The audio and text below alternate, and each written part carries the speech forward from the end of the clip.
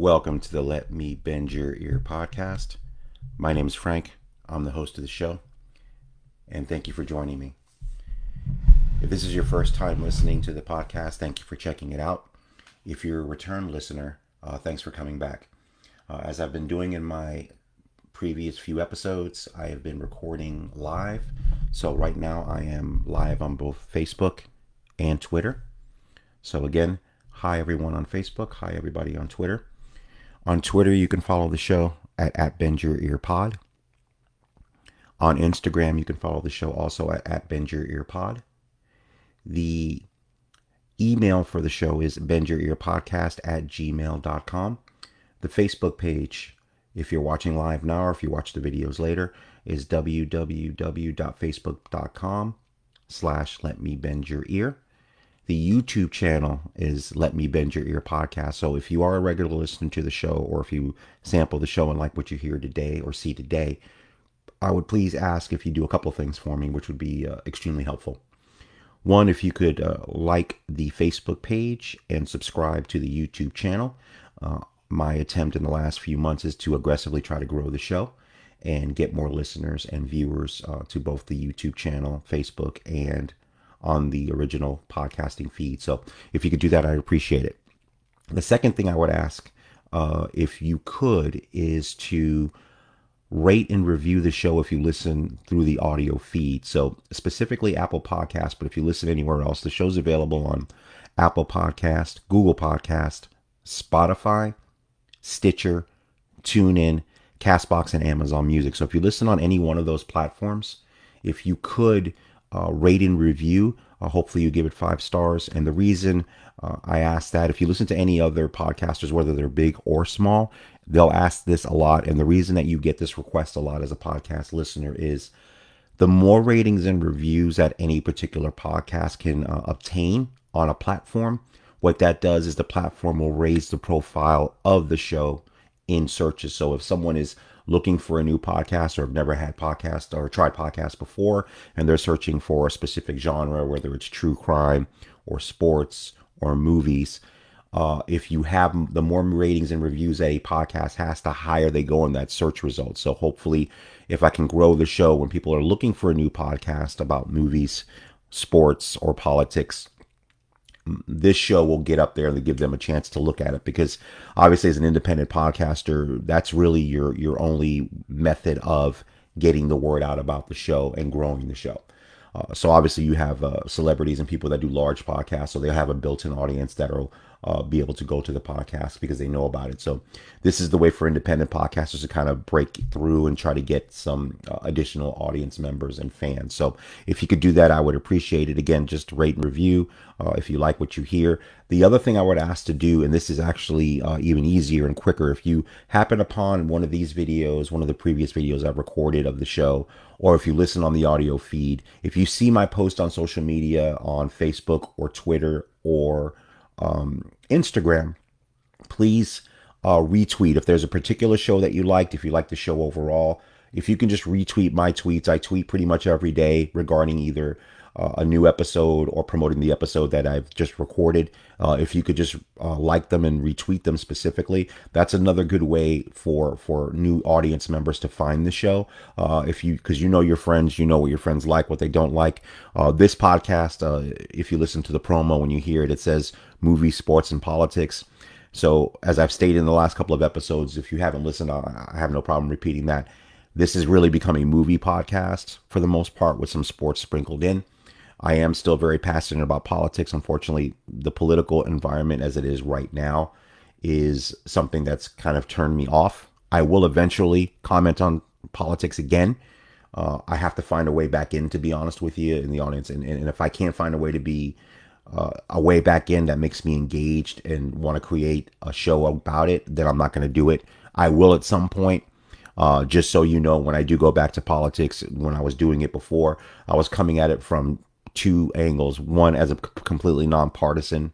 I don't advocate for either side. Frankly, things that both sides of the aisle do kind of sticking me at this point. So that's one of the reasons why I haven't really done a political topic in a while. So that's part of it. The second part of it is my thing is voter engagement.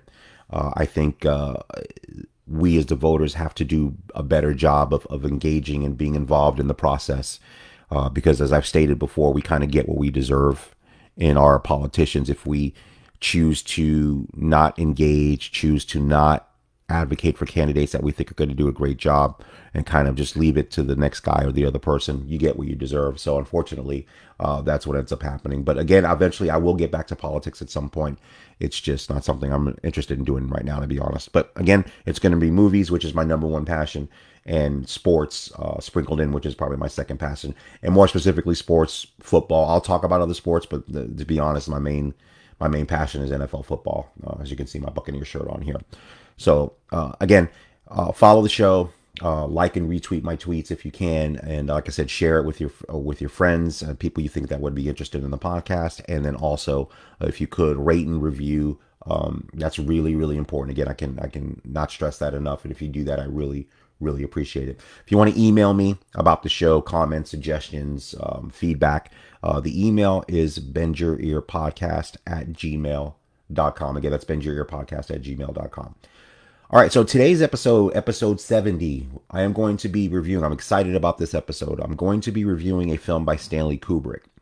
So if you haven't looked at the title of the video, I think if you are a hardcore fan of Stanley Kubrick, you'll know this film that I'm going to review. If you are a passive fan of Stanley Kubrick, and what I mean by that is if you have heard of him, or at least know a couple of the films that he's made. So if you're not a hardcore Stanley Kubrick fan, and I said, hey, name me, 2 or 3 Stanley Kubrick movies that you know of, or if you can even go that deep, I think most people would say 2001, A Space Odyssey, which most people know as one of the seminal science fiction films. I think most people would say, I'll go Eyes Wide Shut, that came out in 99, because that starred Tom Cruise, Nicole Kidman. That movie received a lot of attention, some controversy because of its themes, and it was Stanley Kubrick's last film. So I think a lot of people would know that movie. Maybe they wouldn't even know that it was Kubrick. If they were not hardcore Kubrick fans, they would know it because of the press and the stars at the time, Tom Cruise and Nicole Kidman, who were married at the time that film came out. And if you wanted to pick a third movie, I think probably the one most people would know, which I think is his most commercially popular movie, would be The Shining, the horror film directed or starring Jack Nicholson, Shelley Duvall, Scatman Crothers, that came out in 1980, which was the adaptation of the Stephen King novel. So that's probably the 3 movies that passive Kubrick fans would know. Now, of course, your hardcore Kubrick fans are going to know his entire catalog. So in looking him up, he directed 16 films. So people are going to know, Paths of Glory, Doctor Strangelove, Lolita, Clockwork Orange, Barry Lyndon, Full Metal Jacket. So people are going to know the entire catalog. Now, today I'm going to be reviewing an early Kubrick film. So as I stated in my promo video the other day, Kubrick is one of my favorite directors. He's one of the most, I think, unique, visually inventive directors ever. He started as a photographer for Look magazine. That's where his background was, and then he went into making films. So this movie is an early Kubrick film. So I saw this film probably originally, I don't know, about 10 years ago or so. And I'm going to show it here, just my free plug for Criterion. Like I said, they don't give me anything, but I'm happy to promote them. If you are a film lover, you already know about them, I'm sure. But even if you're someone that's looking to be interested in film and collecting, like I said, in the digital world, I don't buy a lot of tangible Blu-rays anymore. The ones I buy are usually for my child, for my 8-year-old who likes kids movies, and the tangible one is always fun to give him as a gift. So I usually buy the tangible one with the digital code. But the only ones I buy personally now have been either films that I truly, truly love on Blu-ray, and even then that's been restricted. But I've been buying Criterion version. So if you're not familiar with Criterion has been around since I believe the mid 80s, probably. They were back doing Laserdisc, if anybody remembers that. The large, almost, they look like a record album. So basically that's one of the first kind of digital platforms that movie came on. So in the middle of the VHS. Laserdisc was like the film buff's dream. It was at the time it seemed like that. It was beautifully rendered, good transfers of prints. But obviously, I found out recently that like Laserdisc basically mold away and just deteriorate because of the quality of what they were made out of. So if you have Laserdisc now, I think it's going to be challenging to have them have a high quality. And of course, trying to get a Laserdisc player now, good luck. But back then, Criterion, I had first heard of them, so they were curating classic films of, all times from the 20s all the way through now, and they were doing offbeat movies, smaller movies, movies that maybe you would not know, a lot of them that you would. So they had a good mix of popular films and critically acclaimed but maybe little seen films that were considered classics. So one laser disc I had, because my brother actually had a laser disc player. So the only laser disc that I had was I had two actually. I had Citizen Kane, Orson Welles' masterpiece, and then I had a movie called One False Move, which is directed by Carl Franklin. I will review that on another episode. I haven't seen it in a long time, but I will definitely review that movie because that's a fantastic thriller with Bill Paxton, Billy Bob Thornton, directed by Carl Franklin. I will definitely review that movie. It came out, I believe, in 1992. But in this episode, I'm going to be reviewing the Stanley Kubrick movie, The Killing. Now, like I said, if you are not a hardcore Stanley Kubrick fan, you probably have never heard of this film. So this is his technically third movie. He made two other shorter movies before this, one called Killer's Kiss, which is actually on the Criterion disc. I'm going to show it to you right now here, Twitter. This is The Killing on Criterion. Here, Facebook, The Killing. They actually included, I didn't realize it until I watched it, that Killer's Kiss is actually on here. So I'm going to watch that and review it for another episode. So Fear and Desire, Killer's Kiss, and then this movie, The Killing, is his third film. So this movie is based on a novel called Clean Break. So in that novel, there is a criminal named Johnny Clay who has just been released from prison after serving 5 years that plans a heist of a racetrack. And he recruits four other people to help him because he needs those people to help him logistically. So one is a police officer that owes a mobster a lot of money, so he's in debt. So he's one of the people. One of the gentlemen that works in the betting window at the track. Another one is a bartender at the track. And they recruit a couple of other people to assist. So the setup of the movie is the planning of this robbery. So what they do is you see the planning, and the thing that this movie does very well, and it's kind of ahead of its time, and I'll get to after the movie was completed about how people didn't like it, and this is what shows you it was ahead of its time. So the movie does a lot of time shifting. So if you're a fan of Quentin Tarantino specifically, that's one of his specialties. Most of his movies jump around in time. It's not a straightforward narrative. This movie definitely does that. The movie does have narration in spots to give you a sense of when things are happening because it jumps back and forth in time. But the narration is minimal and it doesn't interfere with the movie, so that's a good thing. And it keeps you kind of on track of what's going on. So the time shifting is something that's really done effectively here. The screenplay for the movie was written by Stanley Kubrick with dialogue by Jim Thompson. So the book Clean Break was actually found by Kubrick's producing partner at the time, James B. Harris. He went to the stores to find a book because they decided they were going to make movies together with him producing and Kubrick directing, but they had no movie in mind, because what happened was Killer's Kiss was completely made by Kubrick on his own. He actually made it as a silent movie and dubbed the dialogue in later.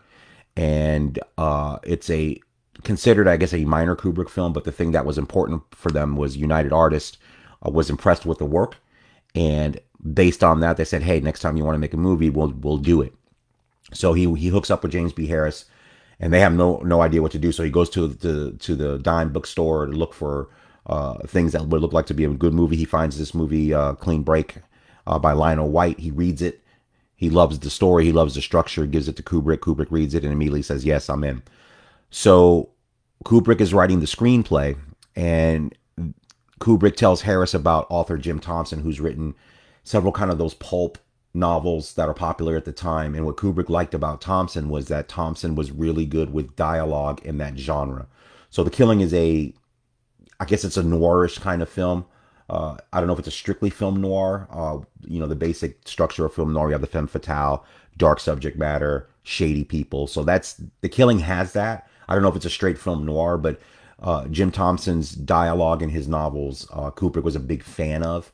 So they hired him to assist Kubrick with the screenplay and punching up the dialogue. And the dialogue in this movie is fantastic. So you got to remember, take it into mind too. The movie was made in 1956, so the dialogue is of the time, but I think it's actually really good. My only small quibble with the Killing is the actress that plays Johnny Clay's girlfriend. So Sterling Hayden plays Johnny Clay, the criminal that's masterminding this operation. I'll get into his performance shortly. But the actress that plays his girlfriend, she's only in it briefly for a couple of scenes. But I didn't, on rewatching the movie, I wasn't really a big fan of her performance. I thought it was a little over the top. And a lot of times in those movies that kind of happens, but it doesn't detract from the movie. And like I said, she's not in it very much. So, not a big deal. So anyway, so the movie, documents the planning of this robbery, the preciseness of everything that has to take place. And one of the performances I want to start with in the movie is Elijah Cook Jr. plays George Peedy. So George Peedy, as I stated earlier, he works at the racetrack as well. He is he takes the bets at the window. So he's obviously integral because he's inside the building that's going to be robbed.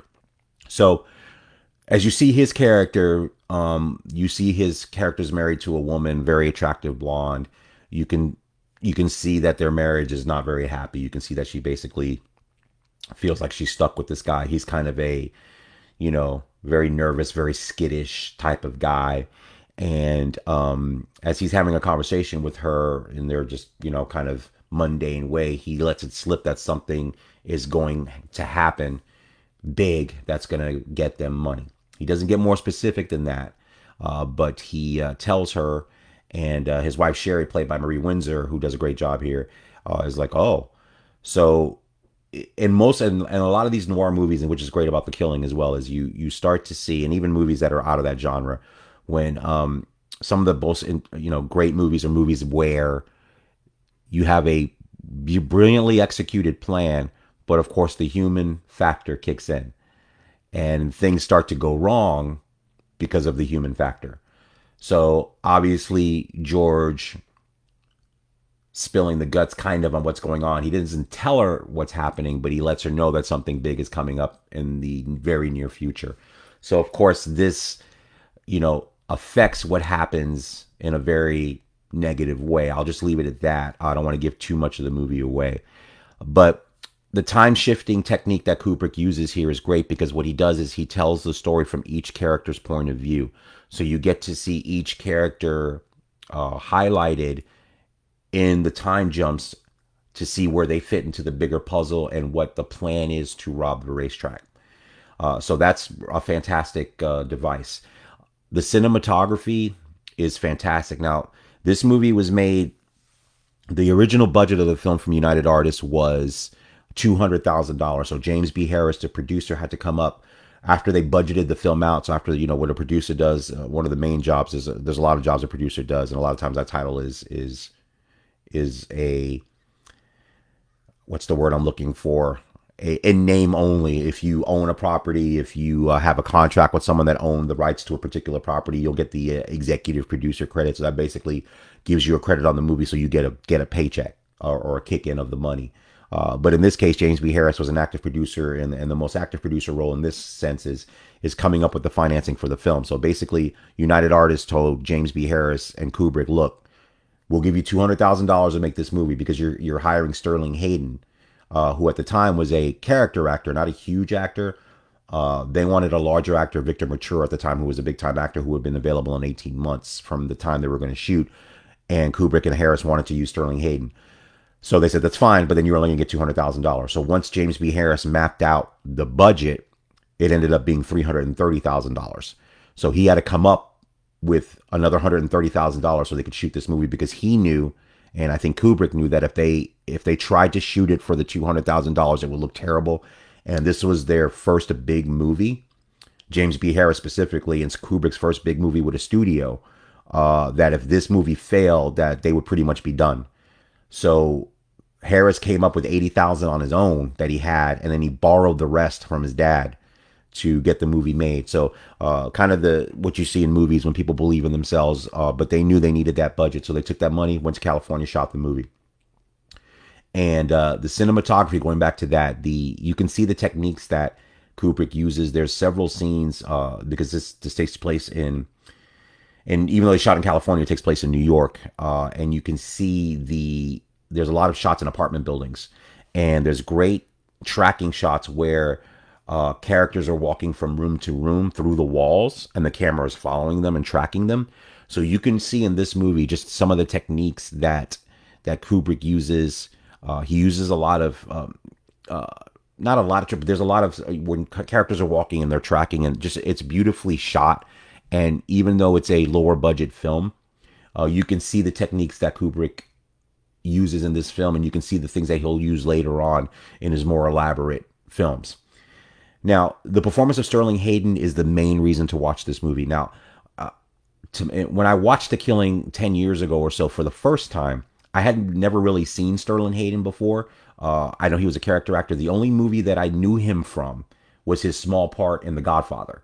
So if you remember The Godfather, he was in the scene in the restaurant where Michael comes in. They hide the gun in the bathroom. He shoots him. I think he was the police chief. I don't remember his character in Godfather. But Sterling Hayden's got that small part in that movie. That's the only time I had ever seen him before. And then after I watched, well, actually, let me take that back. The other movie I was in, he's in another Kubrick film, Dr. Strangelove. So I take that back. So I seen him in Dr. Strangelove first, then in The Killing. He wasn't a main character in Strangelove, but of course he's the star of this movie. So Strangelove came after in, I think, 64. That came out. So, he obviously Kubrick went back to him and used him again in that movie. But he's fantastic in this movie. Sterling Hayden is fantastic, and I have to seek out other films of his because he's great in this movie. The dialogue, because the dialogue is so well written by Jim Thompson and Kubrick, he delivers the dialogue phenomenally. It's almost a fast kind of pattern. It's just as he's elaborating the plans of what they're going to do, who's going to do what time it's going to happen. That's some of the best scenes in this movie is him working the plan through and being very meticulous about it. But like I said, one of the things that's great, there's a theme that runs throughout the movie about his character, Johnny Clay. He had just gotten out of prison. His girlfriend kind of stayed with him. She's like, "You're the only guy that kind of believes in me, and I'll do anything for you." And you can see there are people that are very loyal to him because he seems like a guy he's a stand-up guy. Even though he's a criminal, he's a stand-up guy. He keeps his promises. And there's a theme of him having, just a run of bad luck. They excuse the fact that he's a criminal because he's had a couple of bad breaks, and hopefully this heist will get him to a new place in his life. Because after the heist is over, he's planning to go away with his girlfriend and leave town. So, like I said, Sterling Hayden's performance is great. Elijah Cook Jr. as George Peedy. Like I said, the squirrely bet taker with his wife. That's another great dynamic in the movie too, because like I said, that's the conflict that kind of becomes an obstacle in executing the plan perfectly. Like I said, I don't want to give too much away because there's a lot going on, and the movie is very economical too. Obviously, probably because of the budget. The movie, I think, clocks in an hour, less than an hour and a half, I believe. Let me look it up here. I'll give you the exact time. It is 1 hour and 24 minutes. It was an 84-minute movie. And it's funny, this is a theme, and it's a coincidence. If you listen a couple episodes back, I reviewed Nobody with Bob Odenkirk. And one of the things I loved about the movie, that one clocked in at 92 minutes. So that movie is quick. It gets to the point. It tells its story. It executes it well. Great action, great thriller. Revenge movie. The Killing does the same thing. It's economical. And like I said, I'm sure some of it was because of budget, but I think some of it was because the story didn't need to be longer than that. So it's riveting for the entire time. You get right into the story. You get Johnny Clay's backstory really quickly, and they get into the heist. And the heist itself, when it's executed, is phenomenal filmmaking. You're riveted the entire time of how they execute the things. And I'm not going to say anything about how they do it. So the heist is they're going to steal $2 million from this track during a race. That's all I'm going to say. Because the way it's executed is brilliant. And the way the film shows it is fantastic. The cutting back and forth, the time jumping around is phenomenal, and it benefits this movie. Now, and doing the research on the movie too, when the movie was done, and again, this is when I tell you when you have movies that are ahead of its time. When the movie was completed, Harris and Kubrick showed it to United Artists. And of course, United Artists watched it and said, this is terrible. This is awful. It jumps around in time. You can't keep up with what's going on. So remember, at the time, this is 1956, so you didn't really get a lot of, the movies were straightforward narratives, beginning, middle, end, told in a sequence of time for the most part. So you have a movie that jumps around in time, and the movie executives weren't having it. So they told Kubrick and Harris, look, you need to make this a straightforward narrative, or we're not going to release it.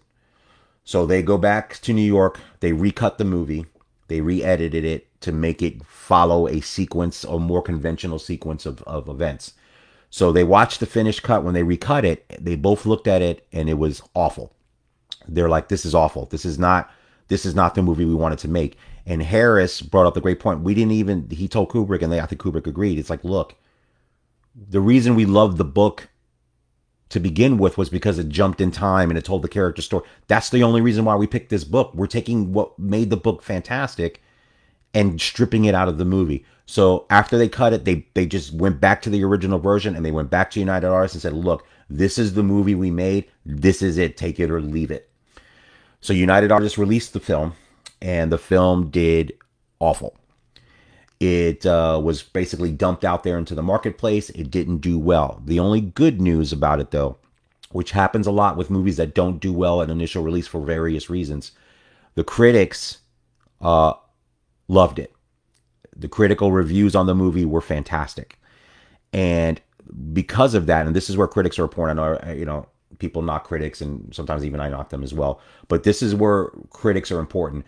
For me, critics, specifically on television when I was a kid, Siskel and Ebert, and then I would read critics later on, but they introduced me to films that I would have never known about otherwise, and their enthusiasm for movies that were fantastic made me want to go seek them out. Same thing happened here with The Killing.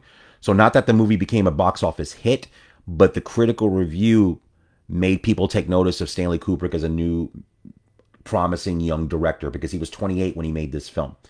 So the critical response kind of set forth in motion and catapulted Kubrick to where he would end up as one of the greatest directors of all time. And James B. Harris worked with him on this movie, Paths of Glory, and Lolita. But then, and they had a great partnership. But James B. Harris got the bug to direct films.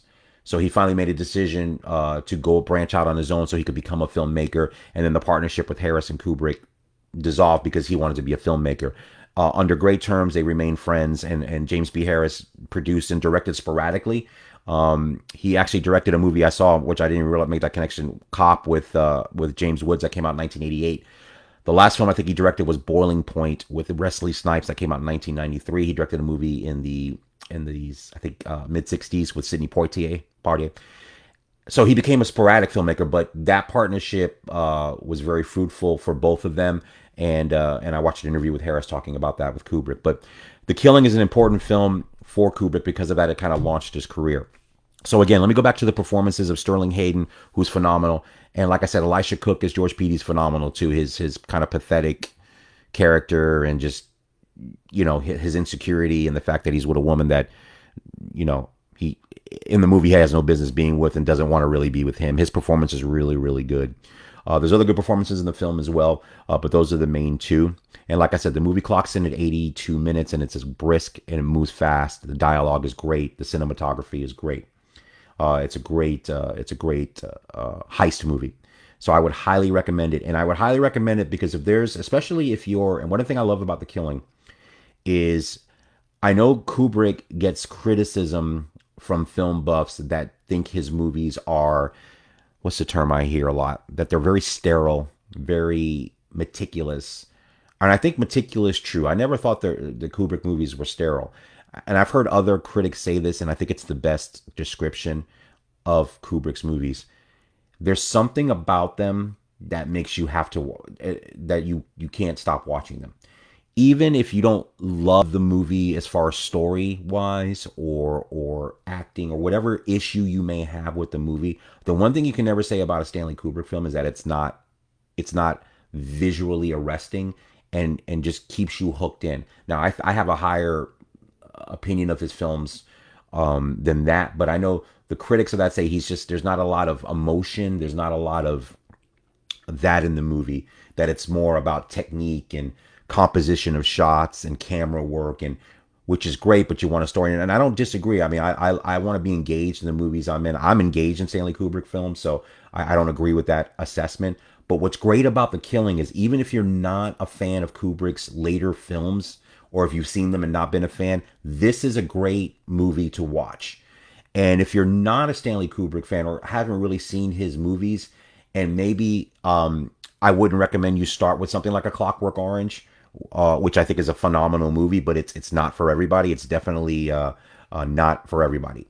The Killing is accessible, and I think for everybody. If you like crime movies, if you like heist movies, if you like fast moving, great dialogue, this is a good entrance into Stanley Kubrick.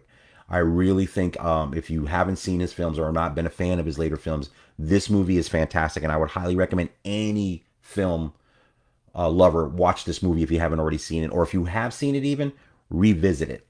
Definitely, it's a great movie to watch. So again, I'm gonna do my plug again for Criterion. So like I said, I'm gonna put it back up again. I watched it on the Criterion version. I purchased it, and like I said, Killer's Kiss is on here as well. So I'll watch it. I'll probably review that for another show.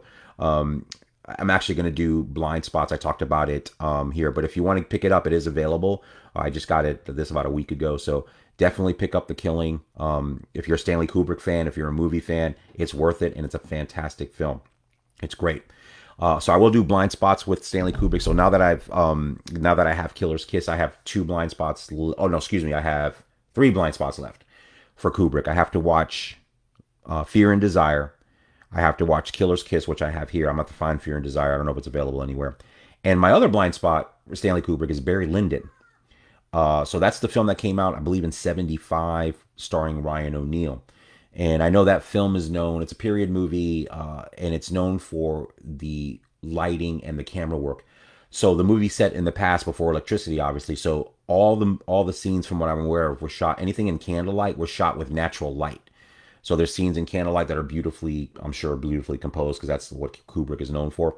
So I've never seen Barry Lyndon. So I'm going to review that in the future as well. That's a blind spot movie I have for Kubrick, who's one of my favorite directors. So I'll definitely check that out and review it for another show. So I'm going to give The Killing 4.5 Van Goghs out of 5. It's a phenomenal movie. It is a movie I will rewatch. I have seen a few times. It was great to see it again after a few years. It holds up. It's a fantastic, like I said, it's a fantastic, brisk heist movie. And oh, the last thing I will say before I sign off, I forgot. One of the reason that it's 4.5 stars, almost perfect review. The ending of this movie is fantastic. That's all I'm gonna say. It. Let me know if you watch this movie after you listen to this episode. I'm telling you, this is one of the best endings of any movie I've ever seen. And I'm not exaggerating. I don't even want to say why it's great or what. Just watch the movie and tell me about the ending, because the ending of this movie is fantastic. And when I watched the doing the research, and James B. Harris, the producer again, who worked with Kubrick on it, was the one that suggested the ending. And like I said, I'm not, no spoilers here, because I think a lot of people haven't seen this movie. He suggested they ended end the movie the way they ended up ending it. And when he suggested it to Kubrick, Kubrick loved it, which showed his greatest. He's like, that's a fantastic way to end it. The movie ending's great. So let me know if you agree with me on that. If you do watch the movie, I think it's one of the best movie endings ever. So I wanted to throw that in there before we were done. I didn't want to forget that part. So definitely watch The Killing. Again, 1956, noir, black and white, beautiful transfer on Criterion. The print looks fantastic. It looks, because I had a previous DVD of it, and it looked fine, but the Criterion is 100 steps above. It looks, the print is clean. It sounds good. It just looks beautiful. So any of the movies you get that are classic that have on Criterion, like I said, free plug for Criterion, please purchase that. That's the best way to watch any kind of classic movie. So again, 4.5 Van Goghs out of 5 for The Killing, directed by Stanley Kubrick. All right. If you join me live here on Twitter, hi Facebook. If you join me here live, thank you very much. Like I said, I'm enjoying doing the live videos of the podcast. So this podcast, episode 70, will be available shortly, of course, here on Facebook, on Twitter, and then it's going to be on the audio feed a little bit later. And also, it's going to be posted up on the YouTube channel. So I'm not live on YouTube because I don't have the ability right now to do multiple streaming applications at the same time. So like I've said before, I'm on Facebook live here on my laptop, and over here on Twitter, I'm on my phone. So hopefully in the future, if I can get more hardware and as I grow the show, my plan would be to broadcast on Facebook, Twitter, YouTube, and hopefully Instagram as well at the same time, so people can watch it wherever they want, or like I said, get it on the audio feed. So again, follow the show here on Facebook, facebook.com/Let Me Bend Your Ear, and Twitter. Hi everybody again. Twitter is at Bend Your Ear Pod. That's also the handle for Instagram. The email for the show is bendyourearpodcast@gmail.com. The audio feed is on most major podcasting apps: Apple Podcasts, Google Podcasts, Spotify, Stitcher, TuneIn, and Castbox. Also Amazon Music. And you can always get episodes of the show, not the video version, but the audio version on the website. The website is www.letmebendyyourear.com. And I'm looking for ways, if anybody has a suggestion on how to monetize some parts of the podcast. I thought about doing a Patreon, but I don't think I can commit to that, to having people pay a monthly fee for content to provide. I want to make sure if I was ever going to do that, they're going to get their money's worth. So I'm considering maybe opening a store on the website to come up with maybe merchandise for the podcast, mugs, magnets, t-shirts. So if you have any suggestions on that, or if any podcasters watch this or listen to this, if you have any suggestions about that, let me know, because I'm thinking about maybe doing that and using that as a way to raise funds for the show. Like I said, this is a one-man operation. I do it myself, obviously, you can see. Really, the main focus is to purchase hardware to upgrade the ability to use multimedia options, like I'm doing now, but on a bigger scale. Like I said, to conduct live interviews, to stream effectively with better hardware, because that's my biggest obstacle. I'm happy because I'm able to, and the beauty of technology is, even with my limited hardware, I'm able to record, edit, and upload in a pretty quick fashion. So I'm very happy and satisfied about that. And the time I'm able to put into it is perfect for that. I need to do something quickly. I don't have, this is like, for most podcasters, this is something I do as a hobby and I love it. It's not my main, job or business. So I can't spend 8 hours a day doing great production and editing and all that stuff, but that's okay. I'm able to still do the show every week and get a show up there, and hopefully people will enjoy it. But I do want to, improve the production techniques of the podcast. So hopefully in the future, to set up for future growth. Because like I said, I want to do more live interviews. I haven't done that really. I finally come up with a way to do a live interview. I did a test one a couple of days ago, actually, with my mother using Facebook Room. So it actually worked good, and the quality of the video is actually good as well. So very happy about that. But obviously I want to get to a point where I can stream independently and then get it out to multiple platforms. So that's the long-term goal. But the short-term goal right now is to grow the audience and to get to that point where that will become necessary. So any suggestions would be great. Again, I really love doing this, and I'm going to say this. I've been saying this after the last couple of episodes. This is a great creative outlet for me. And I know we've been through a lot over the last year for obvious reasons. And I would encourage anyone out there, and I see people out there, I see writers on Twitter, I see other podcasters talking about the things that they're passionate about. And it's great to see, and it's made me happy. So if I had any, unsolicited advice to you people out there, find a creative outlet, think something that makes you happy, whatever your hobby is. If you're doing it, do it more. If you're not doing it at all, do it. This is something that I derive great pleasure out of. I've loved talking movies since I was a kid. I'm the definite film nerd, and I'm proud of it. And I love movies, and I think movies are a unique art form that can touch people in a way that a lot of other art forms can. Not that I don't appreciate, paintings and novels and music, which I love all of those things. I love the arts that way. But movies is the particular art form that's moved me to be a lifelong fan of it. And it's great to review movies like this, like The Killing. Like I said, some of the greatest satisfaction I've had is getting people to watch movies that they would have normally never watched. One of my favorite stories with my wife is we would watch movies together. We were long distance for a while before we got married, and we did the DVD sync up. And I would rent a movie. This is back when you rented movies, and she would rent the same movie, and we would get on the phone and we would watch it together. And one of the movies that I recommended to her was Eternal Sunshine of the Spotless Mind, the Jim Carrey film. So, I wasn't sure if she's gonna like it or not because it's a very unique movie. I think it's one of the most brilliant movies of the 2000s. Not only did she like it, it's one of her favorite movies ever. So for me, when I can lead someone to a movie that they would have normally never watched, and then they watch it and then they love it, that's, as a film person, that's fantastic. And when I listen to other movie podcasts and listen to people talk about movies that I have either heard of but never watched, or I've never heard of, and then they lead me to them, it's phenomenal. So I think in going forward, when I review films that I was led to by other people, I'm going to mention those, how I was led to it, because I think it's great, and hopefully this podcast does the same thing. If you're listening, or have listened in the past, and you go back to my catalog of episodes, I recommend that you do. There's some movies in there that I've recommended that are not well known. And I'll try to do that, when I'm doing older movies, because there's such great movies out there, and there's millions of movies that have been made, hundreds of thousands of movies, whatever the count is. So that's the great thing about it. There's always a new movie to discover or a movie to rediscover. So if this podcast helps you find that, that gives me great satisfaction, because I love talking about it and getting people to watch movies that maybe they would normally have not watched, and then become fans of them as I am, which is great. Sometimes they don't. Sometimes they don't really like them, but that's okay too. The fact that you checked out a movie, it may not be for you. That's the great thing about art. Art is subjective. What I like, you don't like. What you like, I may not like, and that's totally okay.